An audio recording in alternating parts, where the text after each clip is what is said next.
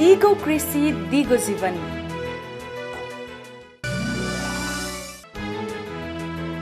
सार्कको उपलब्धि,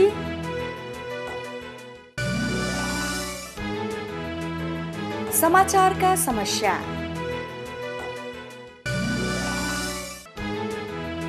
माउन्ट एभरेस्टको जीत। नमस्ते, यिनै अनेकन सामग्री बोकेर हामी तपाईलाई भेट्न आइपुगेका छौं। आत्मनिर्भर भन्ने शब्द सुन्नुभएको छ? के हो यसको अर्थ? हामी जति आधुनिक बन्दै गइरहेका छौं त्यति नै हामी अरूमाथि भर पर्ने स्थिति आइपरेको छ। चामल दाल मात्र होइन, हाम्रो आफ्नै खाद्यान्न भनिने कोदो पनि विदेशबाट ल्याउनु पर्ने स्थिति छ। तर आज हामी तपाईलाई ललितपुर जिल्लाको लेलेकी लक्ष्मीलाई भेटाउँदैछौं। लक्ष्मीको परिवार आत्मनिर्भर परिवार हो। पसल जानै परेमा महिनाको एकचोटि दुईचोटि जान्छौँ, त्यही पनि नुन लिनलाई हो, नत्र आफ्नै बारीमा हामीले तरकारीहरू उत्पादन गर्छौँ, अरू केही किन्नु परेन। कक्षा 8 मा पढ्ने लक्ष्मी नगरकोटीको घरको वातावरण सफा छ। स्वच्छ खानेपानीको धारा मात्र होइन, लक्ष्मी र उहाँको परिवारले उपभोग गर्ने सम्पूर्ण खानेकुरा घरमा नै उत्पादन हुन्छ।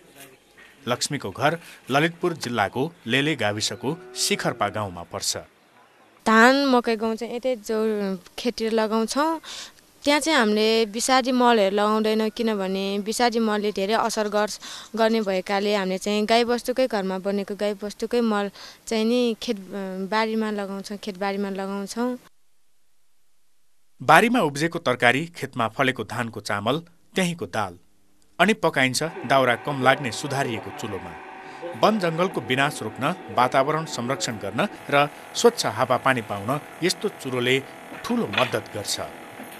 लक्ष्मीको परिवारका 5 सदस्य अर्थात् हजुरआमा, आमा बुबा, लक्ष्मी अनि भाइ सबैको वर्षभरिको खाना यही खेतमा फल्छ। तरकारी, दाल, अन्न, सबै कुरा।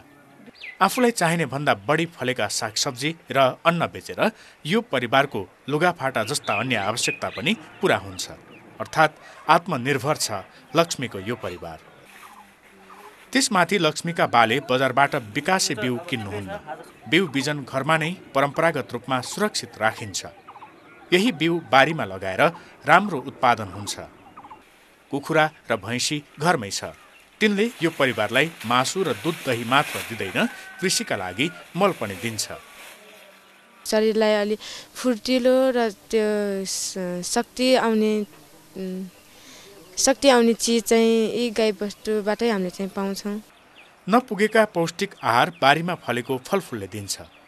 मौसम अनुसारका फलफुल, यस्तै फलफुल र ताजा तरकारीसँग खाना खाएर विद्यालय जानुको मज्जा नै बेग्लै छ।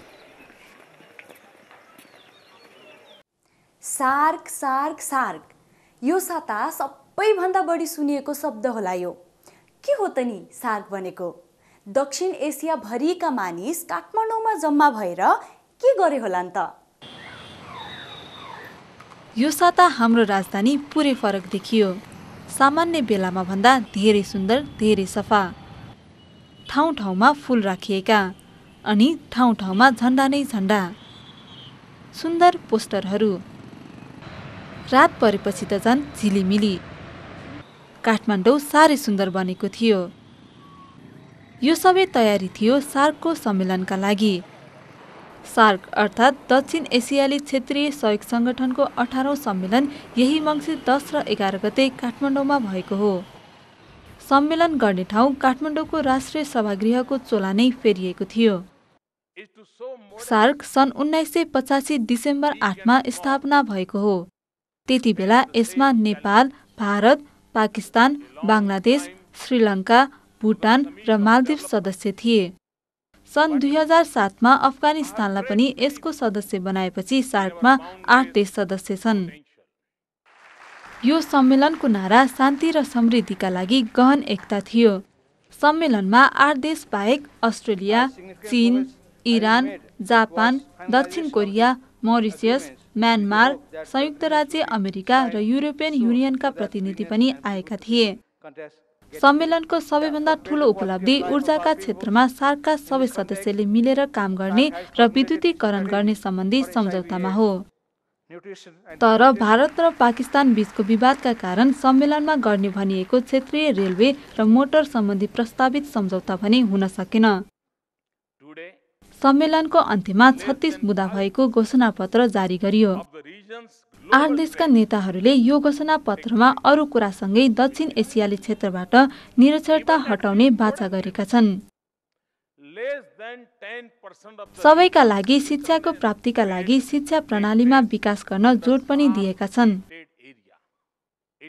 यसका लागि पाठ्यक्रम सुधार, शिक्षणका विधिमा सुधार तथा मूल्याङ्कन प्रणालीमा समेत सुधार गरी भौतिक, प्राविधिक तथा अन्य सुविधामा पनि वृद्धि गर्ने बताएका छन्। यसै गरी सार्कका नेताहरूले महिला तथा बालबालिकालाई अवैध ओसार पसार एवं शोषणबाट जोगाउन सम्बन्धित निकायलाई प्रभावकारी कदम चाल्न निर्देशन दिएका छन्। सार्कको 19औं शिखर सम्मेलन पाकिस्तानको राजधानी इस्लामाबादमा हुने भएको छ। दक्षिण एसियाको सबै खालका समस्याको समाधान गर्नका निम्ति यो संगठन खोलिएको हो। तर यस्ता सम्मेलनमा ठूला ठूला कुरा गरे पनि त्यसलाई लागू गर्ने धेरै काम भने हुन सकेको छैन। त्यसैले पनि नयाँ पुस्तालाई यसका बारेमा धेरै थाहा छैन। उनीहरूलाई त सार्क सम्मेलन 4 दिनदेखि 1 हप्ताको छुट्टीको सम्मेलन जस्तो मात्र लाग्यो। सार्कले के काम गर्छ? थाहा भएन। सार्क भनेको अरू देशको प्रधानमन्त्री आएर नेपालमा फैसला गर्छन् र नेपाल अनि देशहरूको समस्या बुझेर सुनेर त्यसको हल निकालेर राम्रो गर्छन्। Combine of different 7 countries, I guess. Shark हाम्रो कन्ट्रीमा आउँछ किनभने हाम्रो कन्ट्री अलिक राम्रोसँग डेभलप छैन अनि त्यो फर द डेभलपमेन्ट। हजुर, त्यो सार्कबाट अरू देशका प्रधानमन्त्रीहरू हाम्रो देशमा आउनु चाहनु भएको छ, त्यही भएर हाम्रो छुट्टी भएको छ। सार्क नबुझ्नुको कारण के होला? बालबालिकाले समाचार किन नबुझेको होला भनेर हामीले हाम्री बोलक्कर साथी मीमांसा ढुङ्गेललाई सोधेका थियौँ। समाचार हेर्न बस्दा पनि त्यहाँ धेरै यस्ता टर्म्सहरू हुन्छन् जुन हामीले बुझेकै हुँदैनौँ। अब एल्डर्सहरूसँग बसेर हेर्दा उनीहरूले त्यो कुरामा विशेष चासो दिइरहेका हुन्छन्, तर त्यो कुनै टपिकमा यदि त्यहाँ बोलिरहेको छ, न्युजकै कुरा गर्दाखेरि केही जानकारी दिइरहेको छ भने त्यो हामीले नबुझ्ने किसिमको हुन्छ, अलि स्तरीय भनौँ, ठुलो हाई लेभल हुन्छ र त्यसले गर्दा हामीलाई त्यसमा इन्ट्रेस्टै लाग्न छोड्छ। यो सुने पनि बुझिँदैन, केही फाइदा पनि हुने होइन जस्तो हुन्छ, हामीलाई प्रब्लम हुन्छ त्यो बुझ्न। अनि त्यसमा इन्ट्रेस्ट देखाउने प्रब्लम हुन्छ। त्यो अब 8 बजेदेखि जुन समाचार आउँछ त्यो 1 घन्टा बसेर सुन्न पनि एकदम अप्ठ्यारो भएर कहिले उठौँ जस्तो हुन्छ। त्यो हामीले नबुझेकै कारणले हो, किनकि धेरै यस्ता जुन अब हाम्रो परिवेशका कुराहरू छन् जसलाई अब सरल बनाइएको छैन। अब भने हप्ताभरि कहाँ कहाँ के भयो भनेर जान्ने पालो। विराटनगरमा खतरा हुने काममा लगाइएका सल्यान जिल्लाका 5 जना बालकलाई उद्धार गरिएको छ।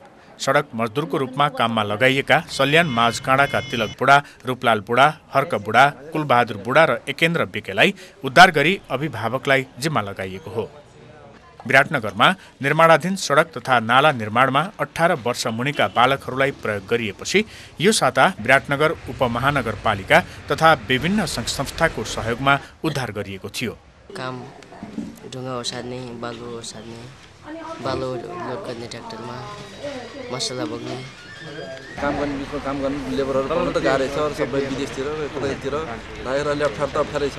र पनि अब तराईको काम चाहिँ हाम्रो चाहिँ मेसिनरी ढुङ्गाको काम गर्नुपर्ने भयो भने तराईको मान्छेहरू बिटाको मात्र काम गर्ने, ढुङ्गा जोडाएको मान्छे चाहिँ कमै पाउने हुनाले अलि पहाडतिरैबाट ल्याउनु पर्ने एउटा बाध्यताको अवस्था पनि छ। उद्धार गरिएका बालकलाई विराटनगर उपमहानगरपालिकाले सञ्चालन गरेको ड्रप इन सेन्टरमा 4 दिन राखेर फर्केर गएपछि पढाउने शर्तमा अभिभावकको जिम्मा लगाएको हो।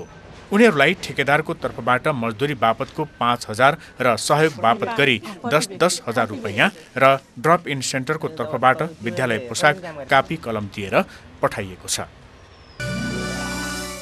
नेपालमा सडक बालबालिकाले टाँस्ने काममा प्रयोग हुने ग्लु नसाका रूपमा सुक्ने क्रम बढेपछि हार्टबिट नामक संस्थाले यसका विरुद्ध हस्ताक्षर अभियान सुरु गरेको छ।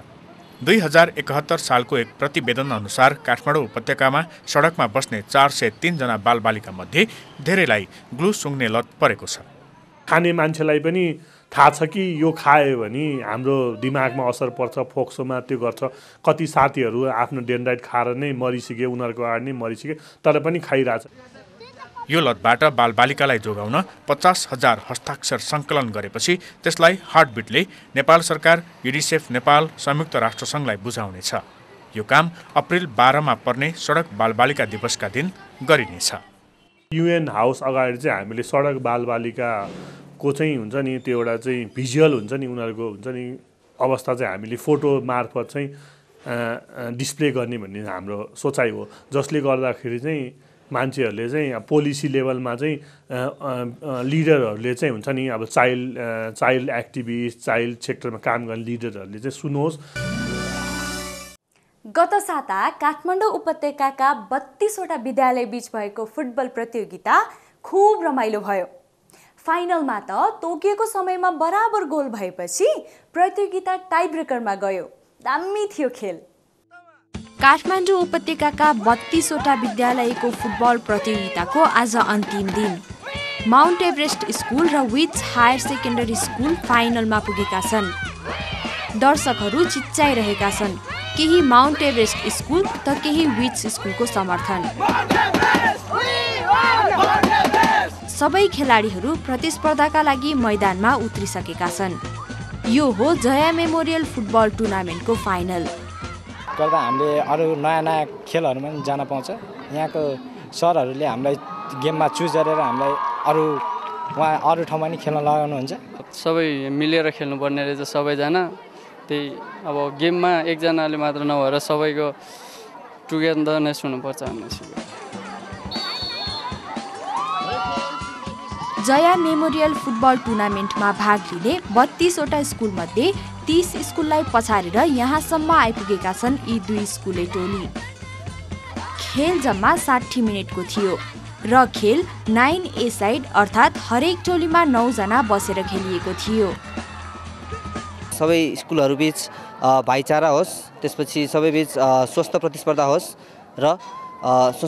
होस् अनि लोकल लेभलबाट हामीले नेसनल प्लेयरहरू उत्पादन गर्न सक्छौँ भन्ने एउटा आफै एक्जाम्पल निराजन रायमाझी भएको र उहाँकै पहलमा हामीले अरू पनि निराजन रायमाझीहरू उत्पादन गर्न सकौँ भन्ने उद्देश्य लिएर हामीले अगाडि बढेका हौँ। मनोकामना हायर सेकेन्डरी स्कुल र निराजन रायमाझीको संयुक्त आयोजनामा यो टुर्नामेन्ट गरिएको थियो। टुर्नामेन्ट कार्तिक 28 गते सुरु भएको थियो। खेलको अन्तिम दिन मङ्सिर 7 गते खेल उत्कर्षमा छ। दुवै टोलीले 1-1 गोल हाने। 60 मिनेटको समय सकियो। अब खेलमा टाई ब्रेकरबाट विजेता छानिने भयो। दुवै स्कुलले 4-4 गोल हाने।